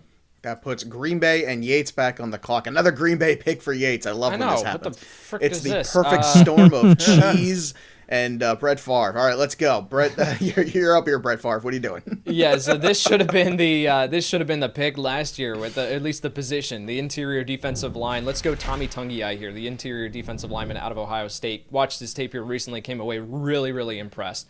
This is still a key position of need for them, so let's go Tungiai here in the second round. Definitely need a good way to fill it there. Tags, you are up next with the Kansas City Chiefs. What do you do with them here? You already took the offensive lineman, so do you go back to the defensive side of the ball here now? I am going to go to the defensive side of the ball. I'm gonna hopefully correct their mistake of Anthony Hitchens a couple of years ago, that giant contract they had. Chaz Surratt, linebacker out of North Carolina, he's a guy that is literally learning the position, but he's fantastic. I actually really enjoyed watching his tape, and I feel like if he's like literally just learning the position, this kid's upside is immense. So getting him at the end of the second, this might be sooner than some people think, but I think he's worthy of a selection, late round 2, early round 3. Tampa Bay Bucks at number 64, closing out round 2 of the NFL draft. Look at us, 2 rounds in an hour. Look at us, pros. They don't just call us that for no reason, okay? It's not an accident. Let's, Boggs, you close things up here for round 2. God, with the puns, Joe. I mean, hey, look, when you have kids, they'll come for you too. Yates is slowly giving you more puns here. He's right there. He's right behind me now. And Tags, forget it. He's terrible already. Go ahead, Boggs. I mean, they don't need a ton here, this team. So I think BPA for them, the Antonio Brown stuff hasn't worked out. So let's give him Diami Brown out of UNC. Let's give him another wideout. There you go. Changing one Brown for another. Let's move on to round 3 of the NFL draft. And once again, if you want to get caught up on these boards, go to YouTube and you can check us out on Fantasy Pros on our channel there. And you can see the animated, fantastic stuff there from the draft board. So you can see who went where and kind of recap it for yourself. And when you're going through here, we are kicking things off in the 3rd round with guess who? The Jags again. That's right. This is the draft of the Jaguars. They'll look back on this and say, oh my goodness, look how we rebuilt this team in 1 year, perhaps. So we're going to start with Yates on this one. That's your turn to pick for the Jags. Everybody gets a turn to pick for the Jags. Right. There we go. Let's go. Yeah, so after all the great selections that we made so far, offensive tackle is still kind of a need here for this team. You've got Robinson there on the franchise tag who, you can start there for a year. I don't know if he's the kind of guy that you want to give that long-term money to, but I'm going to go with a player here, offensive tackle out of Northern Iowa, that I think is going to go a lot earlier than people are mocking him or projecting him to be, and that's Spencer Brown.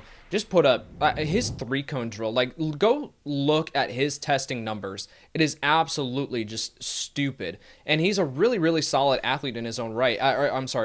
Player in his own right as far as a refined left tackle or right tackle prospect. So I think you can get him into your building. You can let him sit for a year and then have him start for Robinson next year. So Spencer Brown, offensive tackle out of Northern Iowa. Jets are up next. Tags, you are on the clock.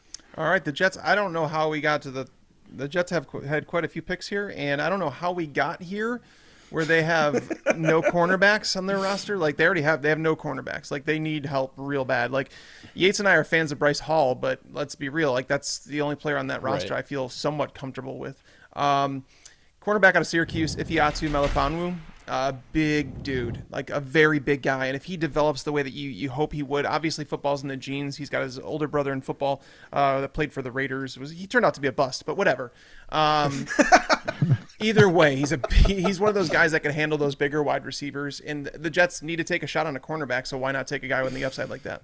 That was amazing to watch. You just basically got mad at yourself for making the Yeah, well, I mean, his brother made it into the NFL and was drafted high, but he turned out to be a bust. So I'm like, well, whatever. I can't use that as an example, but it's obviously in his genes. Like, no, but to watch you get like implode about it mid-analyst moment was awesome. That was terrific. All right, Boggs. Houston is up on the clock here. Oh my goodness, Houston Texans. Let's go. Houston. Hey, remember them? They're a football team, sorta.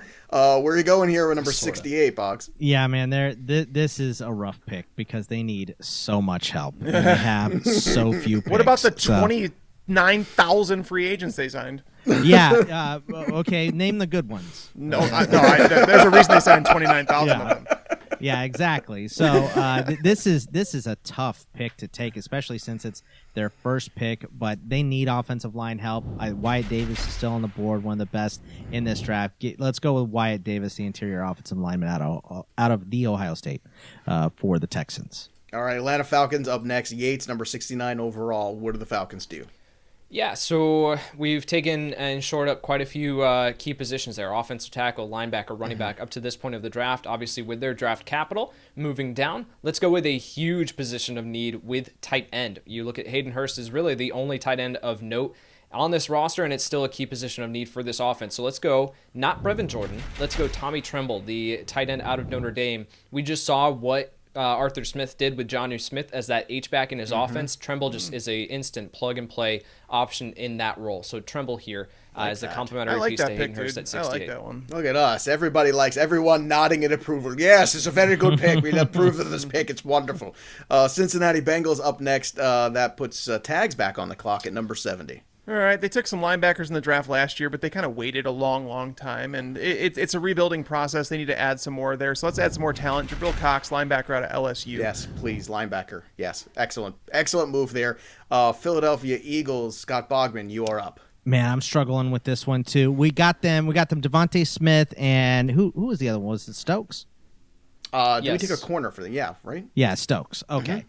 All right. So there's still some needs here for Philly. If they could use another tight end, if they trade Ertz, but I think let's get him another corner here. So let's go with Paulson Adebo out of Stanford. I think he's still around, 6'1", big corner, and I think that will really help the secondary.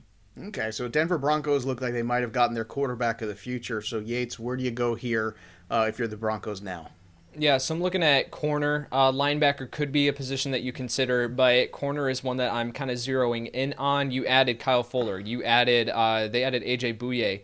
And you've got Bryce Callahan still there who can be that slot corner, but I don't know if you want to rely on Callahan at this point of his career. He's been kind of riddled with injury here. So I'm going to go Elijah Molden, the corner out of Washington. Projects as a nickel corner, but that's starting to become a starting role in defenses here. So Elijah Molden, corner out of Washington. Corners become a very important position in the NFL as wide receivers have really blossomed and the rules have changed. It's really super important. You have those edge rushers who kind of help out the corners, and likewise, if you don't have the edge rushers, well, you better have the corners to guard everybody. Detroit, Tag, 73. What you got? They need a lot of help. I mean, where do we start? Here's another trade out. This is going to be another trade out here. I mean, another possible scenario. Possible, yeah. But they basically start collecting talent, and to do a trade right now is going to be pretty tough. But Tillon Wallace, wide receiver, that's where we're going to go. Like, they have a collection of wide receivers. They don't have that guy. You know, they have Rashad Perriman, they have Tyrell Williams, they have Quintez Cephas, they have Geronimo Allison. These are all just guys. You know, you have to take a chance on that there's a guy out there like Tillon Wallace who can come in and be somewhat of a possession-style receiver like he was at Oklahoma State. So I do like Tillon Wallace. It reminds me of like a little bit of like if he goes later in the draft, is he a Miles Austin type player that just kind of surprises people? Because I think some people are worried about his transition. Will he be that possession-style receiver in the NFL? And I think if he lands with the right team, he can be. All right, Carolina's up next. Boggs, is it crazy to think about a little running back depth here? It's not, but that's not what I'm going to go with here. Okay. So it's not because, look, Mike Davis filled in and he's gone to Atlanta. Mike Davis did a wonderful job last year filling in. He's gone. Yeah, they don't have a lot here, but, you know, you're bringing in a new quarterback in Sam Darnold. We shored up the offensive line earlier. We gave them, who was it, Slater? So they got some offensive line help. Let's give them another big wideout here to help out with the Andersons and the Moores. Let's go with Nico Collins, a big wide receiver out of Michigan for them.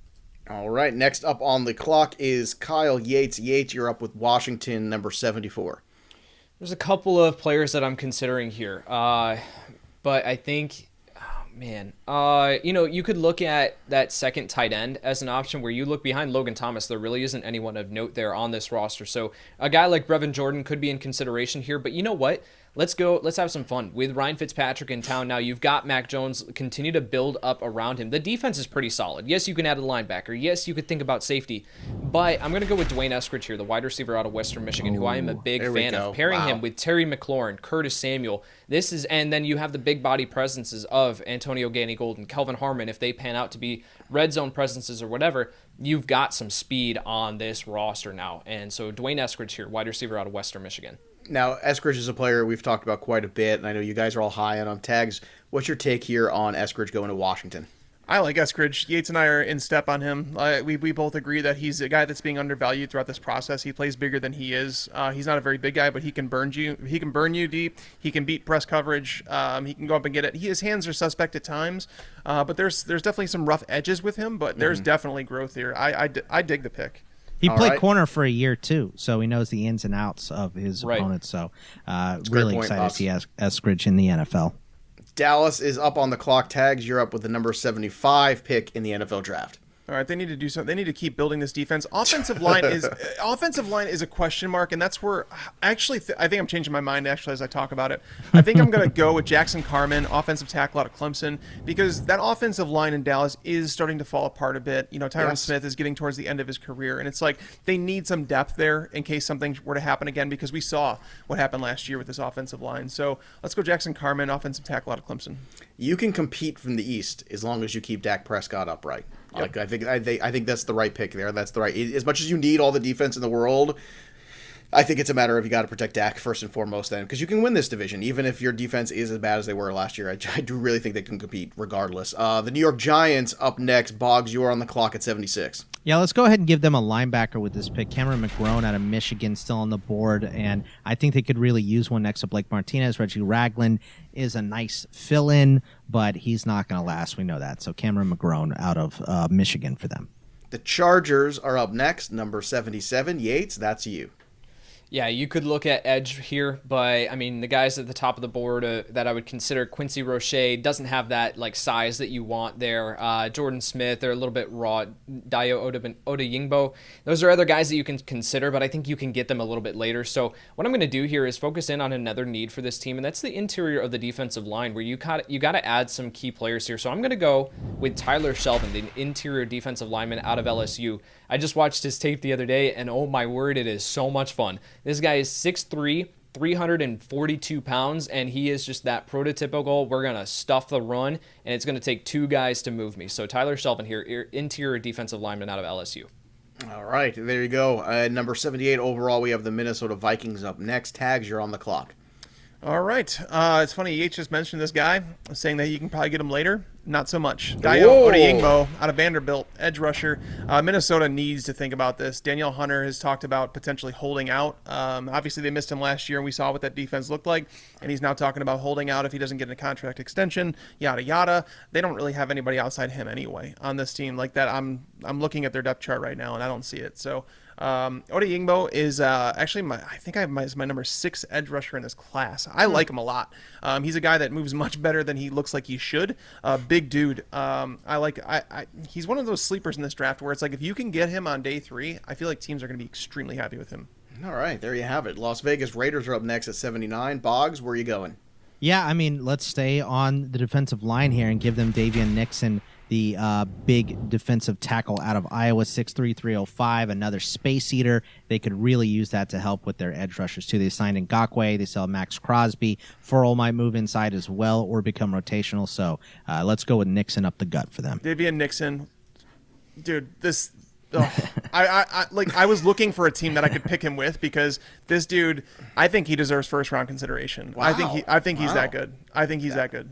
Well, he's really good. I know he's high on some boards too, Tags. I think Bleacher Report, somebody had him in their top 15 or 20 or something. He's a good player, so probably won't fall this far.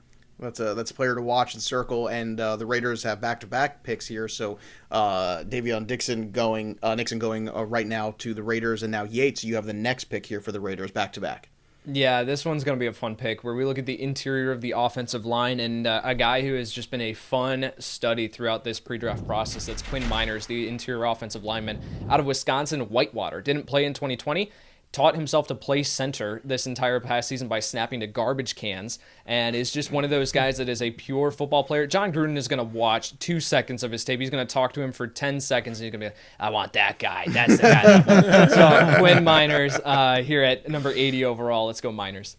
I could make a joke that now he'll continue that process of just snapping to trash cans with Derek Carr. Oh, wow. Was that too soon? Is that too soon? No, I don't. Have some fun. Come on. You give him a line and he plays well. You're right. If you give him a line, he does play. But again, that ship has sailed. Miami is up next. Tags, you're on the clock, number 81. All right, we are going to start beefing up this offensive line a little bit more because I think that's something Miami should continue to do. And we're going to take Ben Cleveland, offensive guard out of Georgia. I like him a lot. I think I like him more than most. And I believe that he's worthy of a second-round pick. He's that guy because, like, offensive guards, they're just not – you just don't spend first-round picks on them. But I think he's one of the top guards in this class. Number 82, Boggs, you're up for the Washington football team. Let's go with, I can't believe he's still on the board. Richie Grant's still on the board, right? The safety out of UCF. He is. So Yep. I think this is a great pick for them. Pair him with Landon Collins on the back end of that defense, and they're set for a while. So Richie Grant out of UCF. Nice. The Washington defense improves yet again. Yates, number 83 overall, the Chicago Bears. Let's go. What have we done? We've done Samuel Cosme, Kadarius Toney so far. Let's get a quarterback. Let's go Kellen Mond, quarterback out of Texas A&M here. I don't really like him in the second round. Definitely not anywhere near the first. But as a third-round prospect that you can develop here, I mean, Kellen Mond, his tape's not that bad. People, would like to crap on him because he didn't really do much as a 4-year starter in the SEC. But I think that his tape's pretty good here. So I will go Kellen Mond in the third round. You have your developmental quarterback behind Andy Dalton if he can't get it done. All right, why Mond before Trask? Just you like the tape better? Mond has a little bit more mobility. So Okay. with Trask, Trask brings a ton as far as his accuracy and his processing, but he does not have the arm strength that Mond does. Mond brings a little bit more mobility and improvisation to the table as well. So Mond here over Trask. The Eagles are up next. Tags, number 84 overall in the NFL draft. And the Patriots are trading up with them. They're going to move up from this spot, so Philadelphia is going to move back 12 spots with New England. They're going to surrender a fourth-round pick in order to do this, and they're going to select Kyle Trask. Oh, look at that. They get their quarterback of the future, question mark, in Trask. I had to put the question. Hey, man, let's just keep it real. Look, Trask showed you a lot last year, but it wasn't all good. A lot of it was, but, you just had Yates kind of give his 2 cents. Boggs, let's get your 2 cents here about Trask, and then we'll go back to Tags real quick. What do you think here about him moving up to take Trask here as the quarterback at 84? Well, I think it makes a lot of sense for New England to get someone on this roster. I'm also just, I don't know. I like Jamie Newman a lot here, too. So Trask and Newman are pretty close to me. I thought Newman was more of like a Belichick guy, but Trask is fine. And look, you throw a couple, throw a pair of Oakleys on him, and he is PC principal from That South is true. Park, so. He does have the PC principal quality. There's no doubt about that. But he can develop, but I think it's good for him to go a little bit later than we expected, so he can sit and wait a little bit.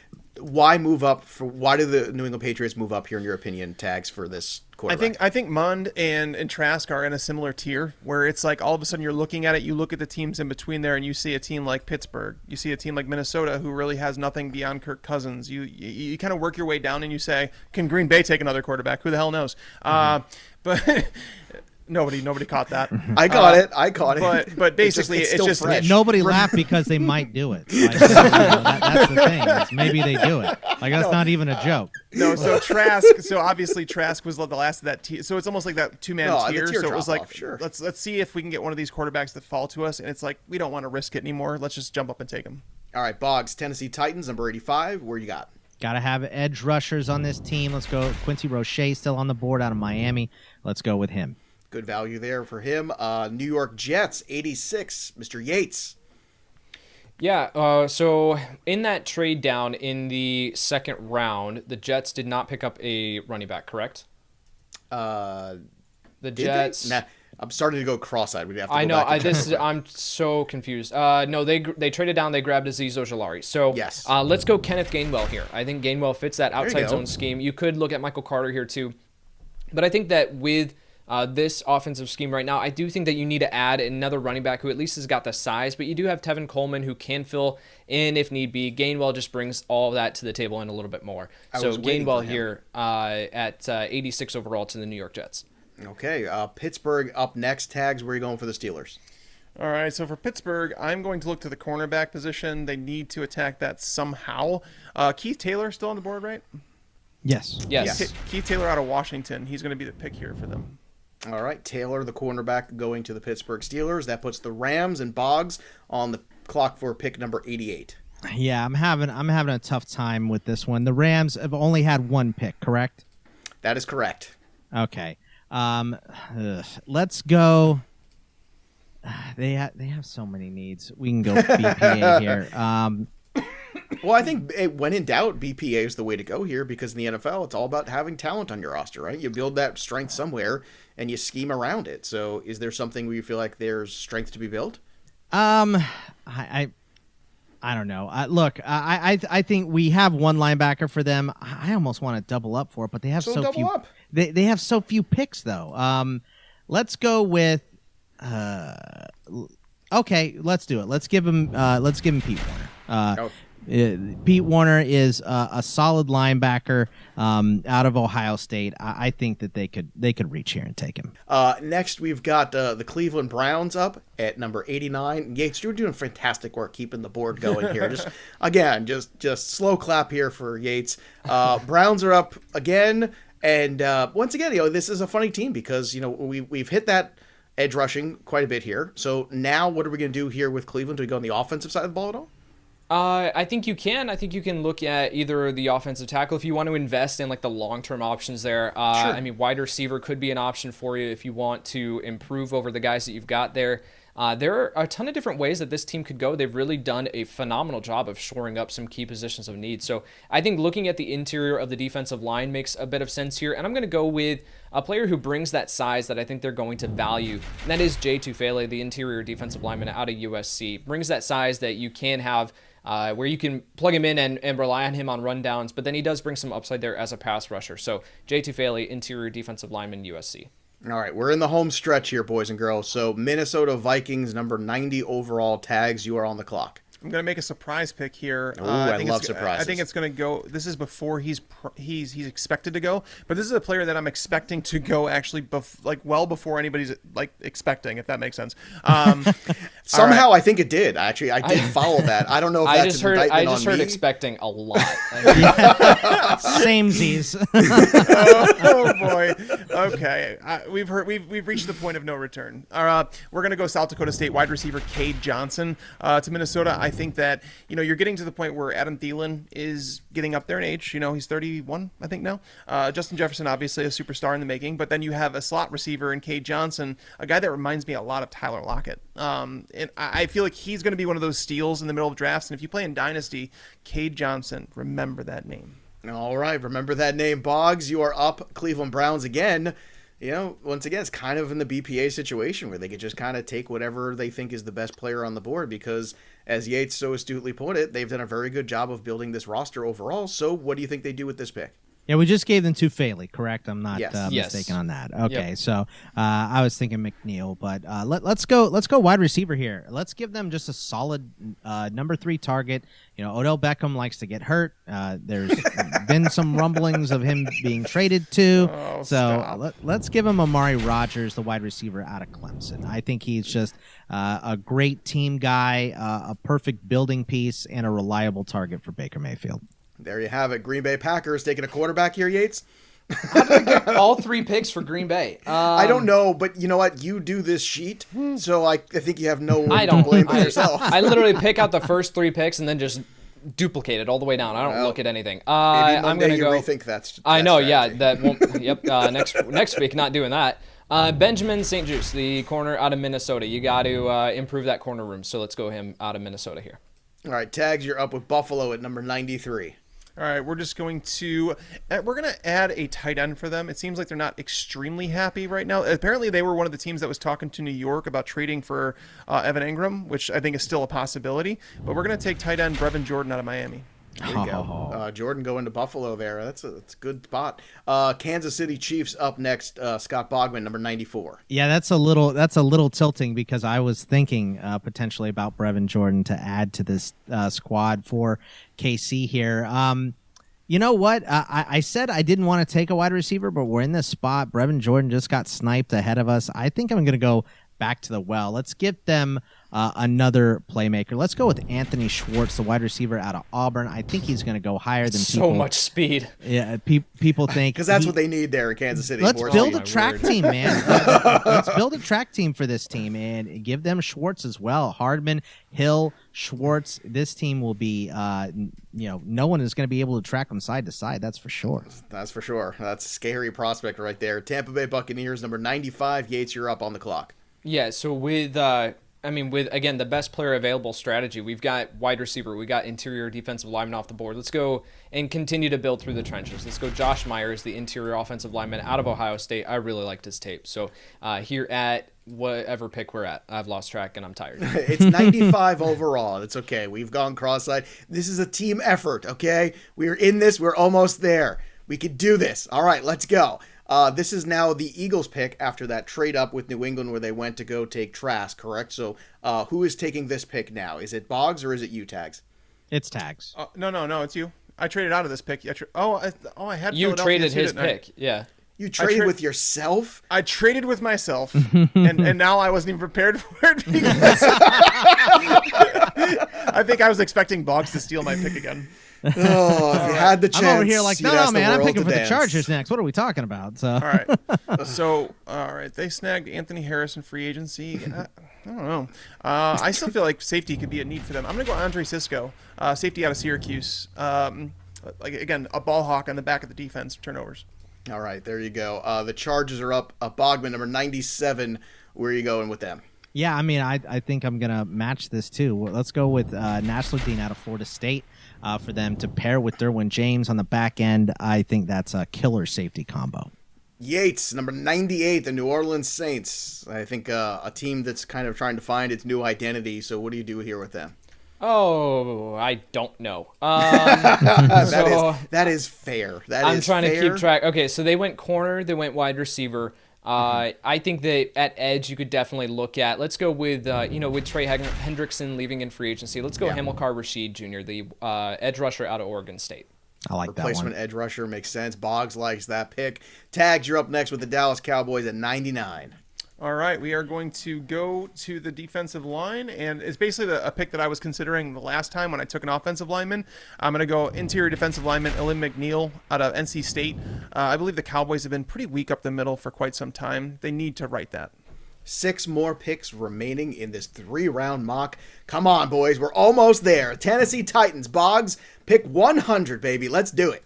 So for Tennessee, we've given them Quincy Roche. They had Brown. We gave them Amon-Ra St. Brown, right, and Greg Newsome. Okay, I just wanted to make sure I was on the right page here. Yep. So look, I know they signed Bud Dupree. They still need a lot of rotation on the edge here for them. So let's go with the highest guy on the board, Jordan Smith, the edge rusher out of UAB. Okay, another edge rusher there for the Titans. That puts the Lions on the clock and Yates at 101. Yeah, you know what? This is kind of a pick that, Tags has alluded to it several times where if we were making this selection, it would not be. But Davis Mills is apparently getting a ton of buzz here. I don't see it whatsoever. His tape is not great. He's got an injury history where I don't think that he's anywhere near the first-round conversation. But with Detroit, I think that Jared Goff is not your long-term answer. So take a shot on a guy here in the 3rd round that could be, if the NFL thinks that they can fix him. I really don't think that they can. But that's the NFL for you. Let's go Davis Mills here, quarterback out of Stanford. The Rams and Boggs up next at 102. I'm sorry. I apologize. I have San Francisco. Tags was ready with the pick. My apologies. He's always ready with the card. He's like that kid in class. He's me, teacher. I know the answer. There's a quiz tomorrow. No, until I'm the one that actually traded my own pick, and then I'm not ready. Well, my favorite is when you traded your own pick, and then you were perplexed at what to do. That was my favorite moment in the draft. San Fran, you are up. Tags 102. My apologies. All right, we're going to add a running back here, and this is an underrated running back in this class that I think he could be like. He's a timeshare back. but someone that So is everybody legitimately in San Fran. can make a difference, and it's fantastic in San Francisco. Running back Michael Carter out of North Carolina. I like Very this cool. fit. Oh, Very that's cool. a good one. Everybody likes this. You got the three claps around the board here. All right, Baltimore. No, I keep jumping. I just want to jump. Scott Bogman, you are up with the Rams at 103. My apologies.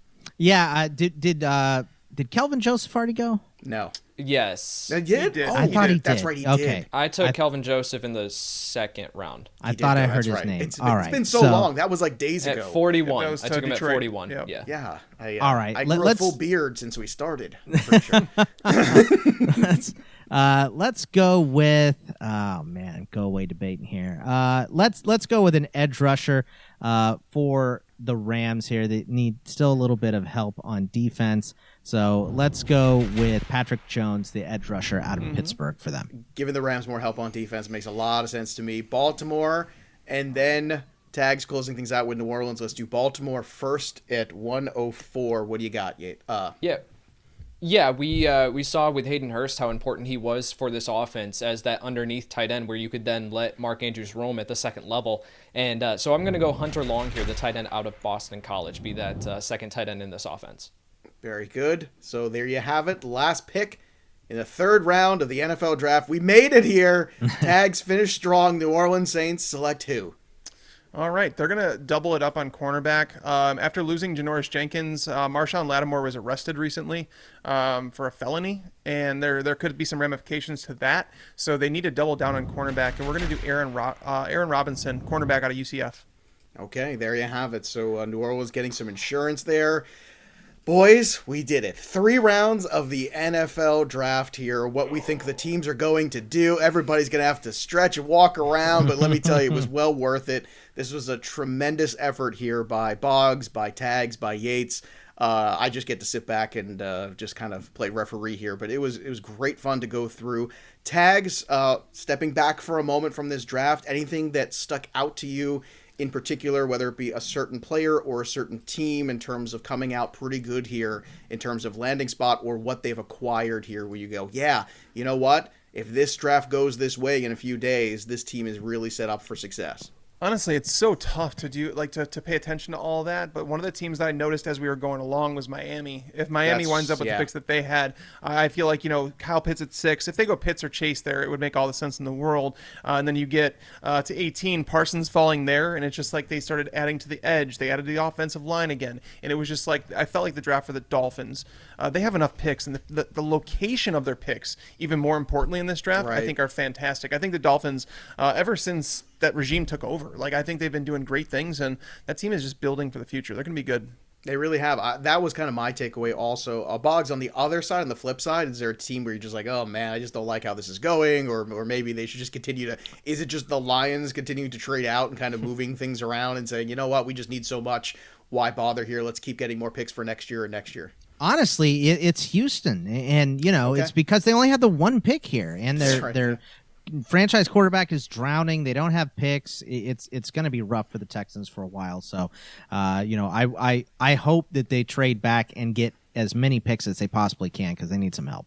If you're watching on the YouTube channel, you can see Yates is wiping his eyes. He's very emotional. 3 whole rounds. That was not what that was. No, it's okay. I know how much you care, and this is why people listen to the Dynasty Football podcast, because Dynasty Fantasy Football is a huge segment now of the population, and if you want great breakdowns on all of these players we're talking about, Kyle Yates, Ray Garvin do a tremendous job on that show. I've been listening to it the last couple of weeks. I think everybody else should be too, to kind of get up to speed on these players. And you're doing tremendous work there, man. And it really does deserve a highlight and deserve a follow and a subscribe to. Make sure you are, because this is the new segment. If you're playing Dynasty or even Redraft now, honestly, these players are coming into the league making huge gains right away and huge impact. So Yates, when you step back from these 3 rounds, what kind of stuck out to you? Yeah, I think Atlanta. The conversation really of the draft starts at number 3 overall with San Francisco, but then Atlanta's right behind it. That is such a huge moment in this NFL draft to determine what happens. So Atlanta moving down, they don't need that quarterback right now. They move down, they get a top tier offensive tackle in Christian Darrisaw, Javonte Williams, Baron Browning, Tommy Tremble. That is just plugging some major holes in this offense with some really, really talented players. So I think, for all the consideration that, Atlanta might stay there and take a quarterback, which is hard to fault them in such a talented and deep top-tier class. But yet, I mean, if you can get out and you can accumulate some really, really talented players, I think that's the move for Atlanta. And I want to remind everybody, too, next week on Monday, we're going to have a 2-round mock draft episode come out, too. Dive a little deeper into some of these players. If you missed any of these players and these boards and who ended up where, again, go to our YouTube channel, subscribe at Fantasy Pros, and you can see everything going on there as the draft unfolds. You can get a look at some of those boards and screenshot it if you want. I'm sure we'll have some posts of it, too, to help people out to see what went on here. And Scott Bogman, I can't thank you enough for your knowledge and your time and your fun that you always bring here to the show. And I'm so happy to have you here. I know you'll be doing the Dynasty write-ups this year for the Fantasy Black Book again. ITL's going strong with all the sports and everything you're covering. Tell everybody where they can follow you on Twitter and what else the ITL Army is bringing these days on Patreon. Yes, I appreciate that, Joe. And thanks, you guys, Tags and Yates, for having me back here. This was a lot of fun. It was fast and furious, of course. You can check me out on Twitter. @Bogman Sports is my handle. Or check out our Patreon at In This League, patreon.com/ITL Army, where we got all kinds of stuff for you. I'm going to be covering the NFL Draft all 3 days on a stream. So now that we're live and I can strong-arm you guys, you guys will all come on with me and talk one of the 3 days, right? Oh, absolutely. So, absolutely. Of course. No, I said absolutely right away. These you don't two steal guys my picks. steal your picks. Yeah, Tags is in between. Yates is acting like he's on his phone. So, I am on my phone. I appreciate that, guys. Yeah, and I will be doing a live stream on our Patreon. Like I said, patreon.com/ITL Army. I'll be doing a live stream all 3 days for the NFL Draft. We got baseball coverage over there as well. The Welsh does Prospect One. It has over 500 minor leaguers ranked. We have group me rooms. We have secret shows. So we got all kinds of stuff over there for you. So once again, thank you guys very much for having me back on. Absolutely, man. Anytime. And it was great because it's like closure. We started mocking with you. We've ended. And then next week we're going into the full coverage and reminding everybody we will be live during the NFL Draft. Live streaming. We are the second screen experience. And this was fast and furious and fun. We hope you enjoyed it.